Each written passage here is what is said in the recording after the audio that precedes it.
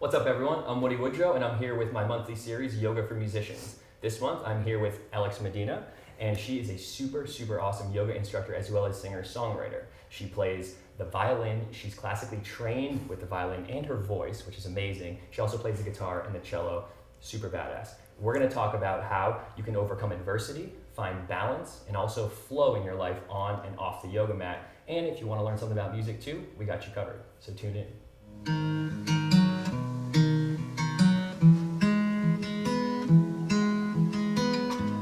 Morning father sat and stared, a seat once filled with good company. Cool. Ellex, how we doing?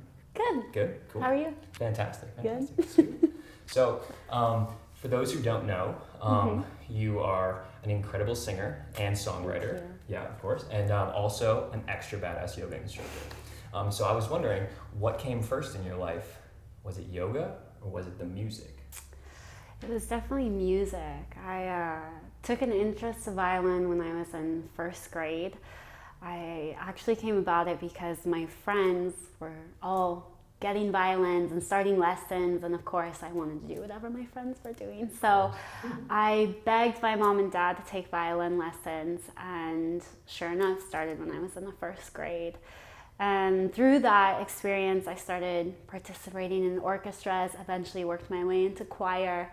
And then when I got about into the 4th and 5th grade, that's when I really started noticing that I was taking more of an interest in singing and performing in a singing setting.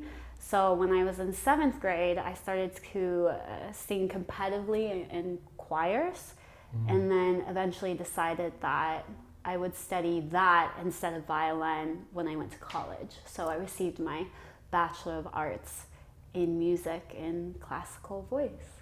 Epic. So in your training to be a classical vocalist, Yes.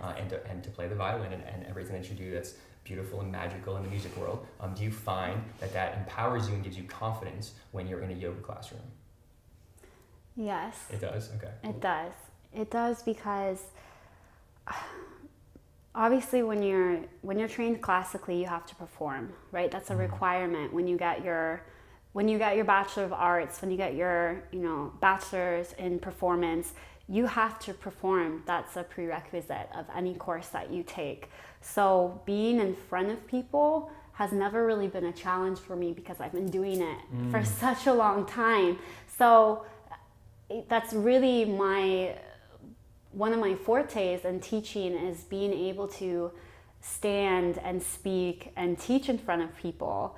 And, just being myself, maybe that's been more of a challenge because classical, you're supposed to stand up really tall and you're supposed to not really look at, not really look at anyone else. You're supposed to just focus on what's ahead and focus on what's on the paper.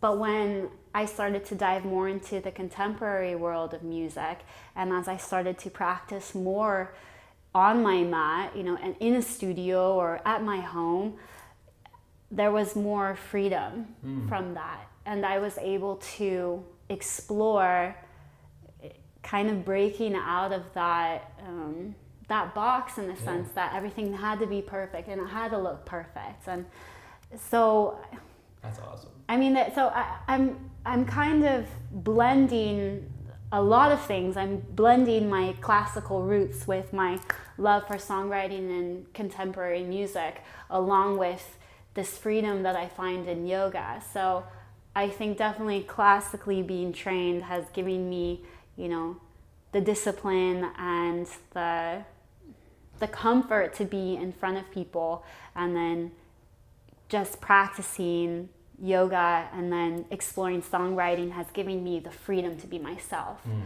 Well said. Well said. That's awesome. So do you find that you experience a flow state, that effortless being state on the mic or more on the mat? Or is it both? It can be both. It really is both. Okay. Because, I was literally just explaining this the other night to my boyfriend, actually. I was explaining to him how when I practice yoga or when I sing is the only time that I am able to just be.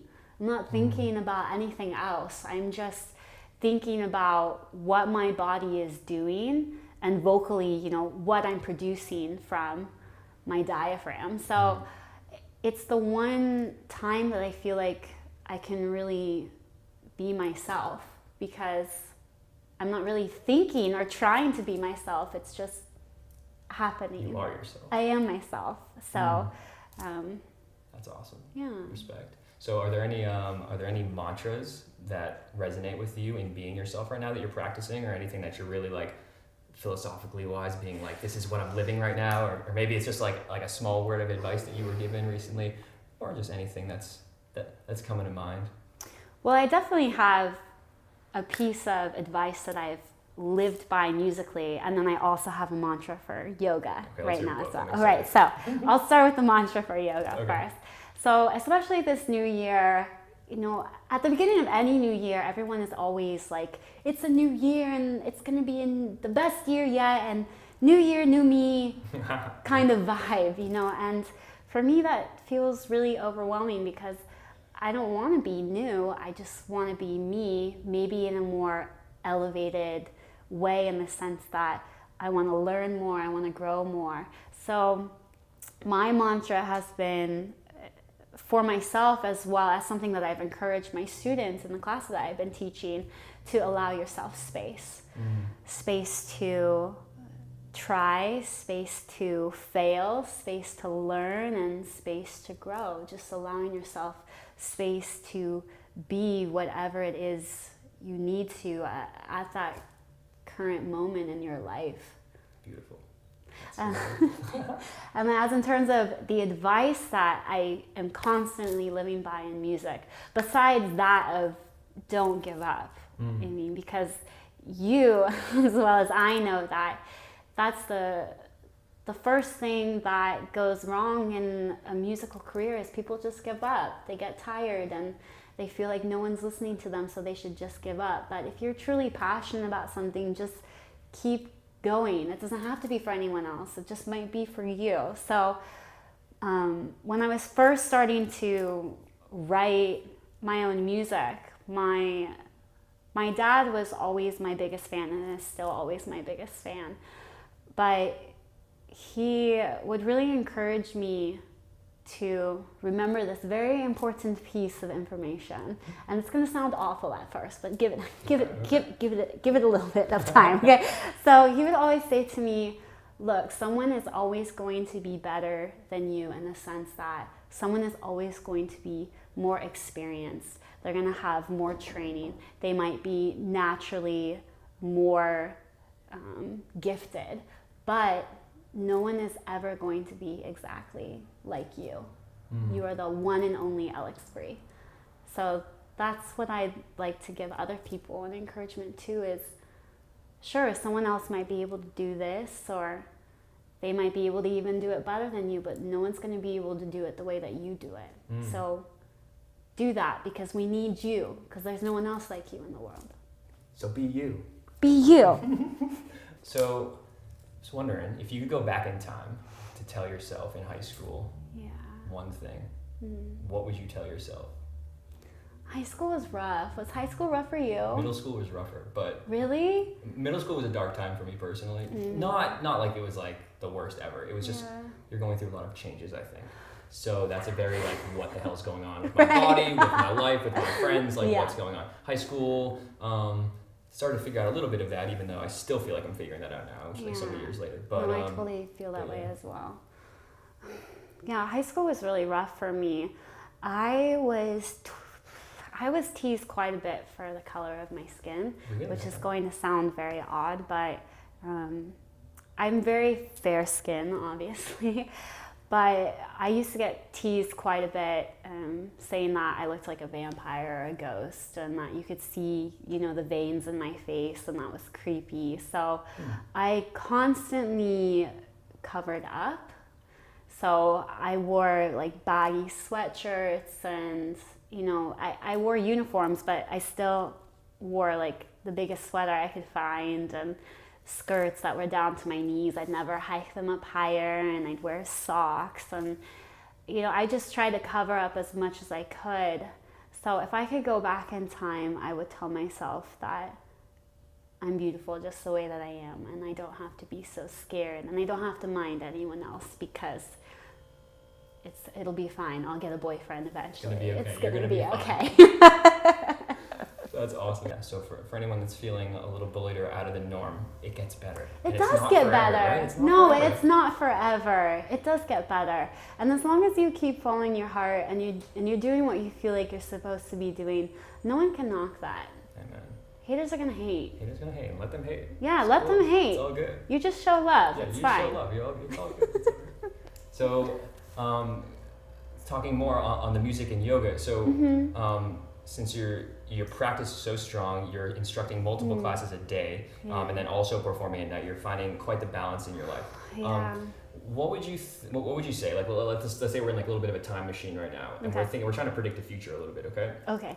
How do you feel like the progression of yoga in our country, maybe the world, but we can focus more a little bit smaller on just our country, is going to be impacted by music moving forward? Do you feel like there's going to be more music within classes, more of it intertwined, or do you have any like prophecies that are coming through right now?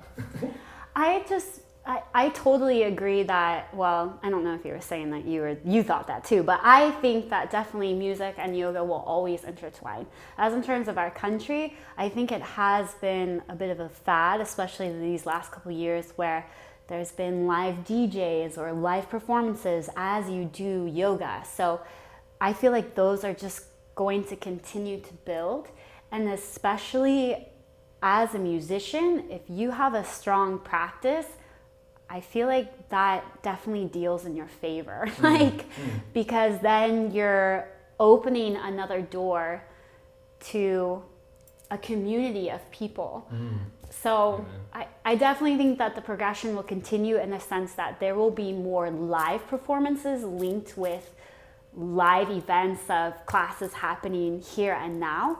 I love that. But I think that will for sure continue. Too. Well, especially giving people more of the permission to move and be free. Yes. So I feel like that's the case with music, and it's also the case with yoga, and that's why I think they almost like in a universal language kind of way relate to people. Where like, let's say you have like Sanskrit, you have like melody in a song, you have ways to connect with people, and I feel like that right now is like what people are almost like thirsty for. Right. Is like things that empower them. Right. And so both do. So it's like, well, clearly there's a reason for that, and them meshing together is just like you're mixing the best sauces together and making even better sauce. So. Well, and I feel like especially lately too, like we're kind of getting over that hump where yoga is just, it's the cool thing to do.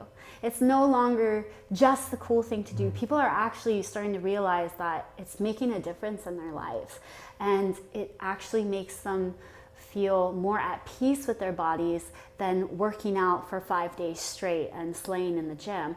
There's something to doing an hour and a half of yoga and giving yourself a break at the end of it, and then rising up from our corpse pose, coming back to our renewed selves in a way, right? Because that's what corpse pose is like you die to your old self and you rise up after the practice that you've just experienced, and you take a moment in gratitude, right? How many times do people take a moment in gratitude after the gym?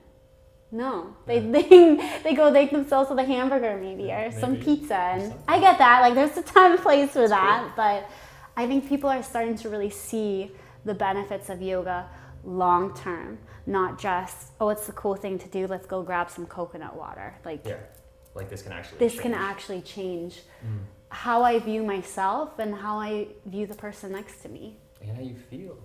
Yeah. It's all about the feels. Oh my gosh, that's why I feels, do it. It's like it's epic. So epic. It's so good. Oh, that's awesome. Well, that's amazing. So how can people find you? Whether they want to take your class or they want to find your music, where should people go to learn more about you? Well, hear you? So music-wise, I have my own website. It's ellexbree.com, ELLEXBREE. I'll put a link for that below. Only spelling it out because people always think my name is Alex, but it's not Alex. It's Ellex, yes. right? So ellexbree.com is where I have everything. I have my Instagram link. I have my Facebook link. I'm about to get more YouTube videos going up, and then I, update when I do have a performance. right now I'm actually starting to work on my second EP with full band, so that's going to take priority over performing live. But I am going to start experimenting with Facebook and Instagram Live because, Cool. you know, people are busy and I understand, and I just kind of want to meet people where they're at right now. And Yeah. if that means that they want to stay at home, I'll sing for them for a little Use the bit. tools. We got social media at our fingertips. so might as Absolutely. well. I'll put links to all of her socials in Yeah. the bio, so you can I'm check on them out. Spotify too, so it's pretty And easy. Spotify. And just search your name, Ellex Medina. Cool. Or is it Alex Bree. Alex Bree is my stage Alex name. Bree, stage name. Alex Bree is my Rocking. stage Cool. name. As in terms of taking a class, I mean, I teach all over in the OC area. It's not hard to find my name. It's the Rocking. one So and if only. anyone here is in Southern California, or if you travel to Southern California from wherever you are, make sure you check out one of her classes because they're rocking. Super awesome. Cool. Well, thank you so much for taking the time. It was an honor and a pleasure. And thank you for tuning in. So keep breathing and rock on. Hell yeah. Cool.